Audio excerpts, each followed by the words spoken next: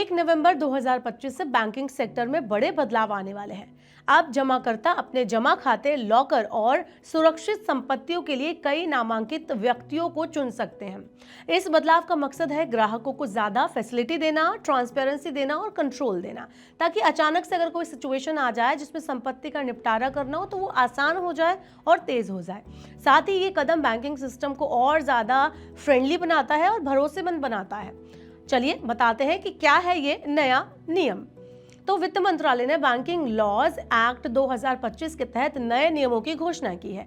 ये नवंबर 1, 2025 से लागू हो रहे हैं और ग्राहकों को बैंक जमा खातों, लॉकर और सुरक्षित रखरखाव वाली संपत्तियों के नामांकन प्रोसेस में ये ज्यादा फैसिलिटी देंगे और नियंत्रण देंगे।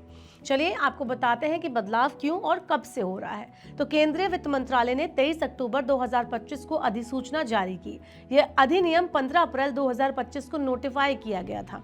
इसमें कुल 19 संशोधन किए गए हैं जो 5 मुख्य कानूनों में लागू होंगे। पहला, reserve bank of India act 1934। दूसरा, बैंकिंग रेगुलेशन एक्ट 1949। तीसरा, state bank of India act 1955 और चौथा, banking companies transfer of act 1970। इसके अलावा पांचवा है 1980। तो ये जो है ये नए नियम लागू किए गए हैं जिससे ओवरऑल मिलाकर कंज्यूमर्स को ही फायदा होने वाला है, जो जमा करता है उनको ही लाभ होगा। चलिए अब जानते हैं कि ये जो बदलाव है, ये जो नए नियम है वो क्यों लाए जा रहे हैं। तो बैंकिंग गवर्नेंस को मजबूत करना इसका एक लक्ष्य है। दूसरा, आरबीआई को रिपोर्टिंग में एक रूपता लाना।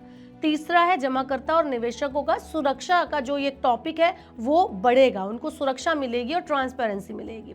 अगला, सार्वजनिक सेक्टर के बैंकों में ऑडिट क्वालिटी को सुधारना इसका एक लक्ष्य है। इसके अलावा नामांकन प्रोसेस को और इजी बनाना और ट्रांसपेरेंस बनाना है। सहकारी बैंकों में निदेशकों के कार्यालयों को व्यवस्थित करना है। आपको बता दें कि नॉमिनेशन में मेजर चेंजेस हुए हैं जो उन पर हम बात करते हैं। तो जो चेंजेस हुए हैं उसमें सबसे पहला है एक से ज्यादा नॉमिनेशन, यानी कि अब ग्राहक जमा खाते या लॉकर में एक साथ या क्रमवार सक्सेसिव तरीके से 4 तक नामांकन व्यक्ति रख सकते हैं। इससे आकस्मिक परिस्थितियों में दावा प्रोसेस इजी हो जाएगा और क्लियर रहेगा।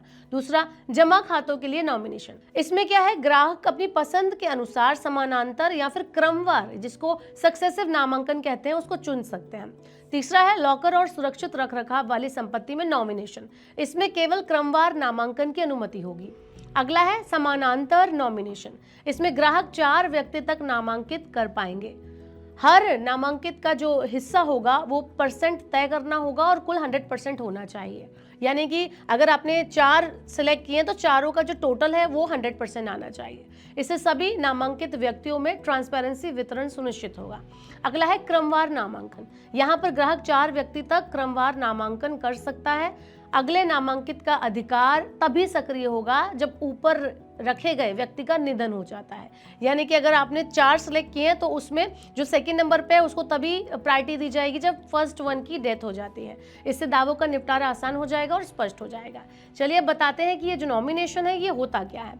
तो नामांकन वो प्रोसेस होता है जिसमें ग्राहक अपनी संपत्ति का दावा करने वाले व्यक्ति का चुनाव करता है। ये सुविधा सिंगल, ज्वाइंट और सोल प्रोप्राइटरी खातों और लॉकर के लिए अवेलेबल है। प्रतिनिधि क्षमता वाले खातों के लिए नामांकन लागू नहीं है। चलिए बात करते हैं इसका प्रोसेस और नियम क्या है। तो इन नियमों को सभी बैंकों में समान रूप से लागू करने के लिए बैंकिंग कंपनीज रूल 2025 जारी किए जाएंगे।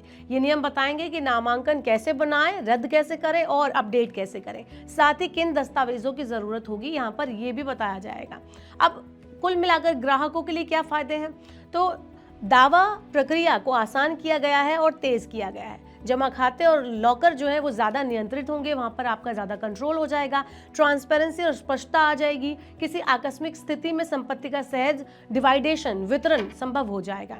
तो कुल मिलाकर 1 नवंबर 2025 से लागू ये नए नियम सिर्फ ग्राहकों की सुविधा ही नहीं बढ़ाएंगे बल्कि बैंकिंग प्रोसेस को और ज़्यादा ट्रांसपेरेंट बनाएंगे। अब जमाकर्ता अपने नामांकन को अपनी सुविधा और प्राथमिकता यानी प्रायोरिटी के हिसाब से तय कर पाएगा, जिससे दावे निपटाने में आसानी होगी और स्पीड भीड़ में होंगे। ये बदलाव निश्चित करता है कि बैंकिंग सिस्टम में विश्वास और सुरक्षा को नई ऊंचाइयों तक भी ले जाया जा सकता है। तो आपका इस नए नियम के बारे में क्या कहना है, जो कि 1 नवंबर से लागू हो रहे हैं? नामांकन प्रोसेस को ये इजी बना रहे हैं और साथ ही इसमें ट्रांसपेरेंसी लाने की बात की जा रही है। कितना इफेक्टिव होगा? कमेंट अस बिलो। ऐसी और वीडियोस के लिए देखते रहिए मनी 9 और सब्सक्राइब करें मनी 9 का यूट्यूब चैनल।